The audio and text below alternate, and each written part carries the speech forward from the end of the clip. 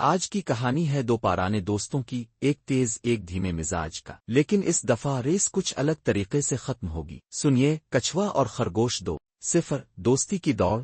جنگل میں سب جانور اکٹھے ہوئے ہیں۔ کچھوا اور خرگوش پھر سے ایک ریس لگانے جا رہے ہیں۔ سب بہت پرجوش ہیں۔ کیا اس دفعہ بھی خرگوش جیتے گا؟ خرگوش نے ہنستے ہوئے کہا، میں تو اس بار بھی آسانی سے جیت جاؤں گا۔ یہ دھیمے قدموں والا کچھوا میرا کیا بگاڑے گا؟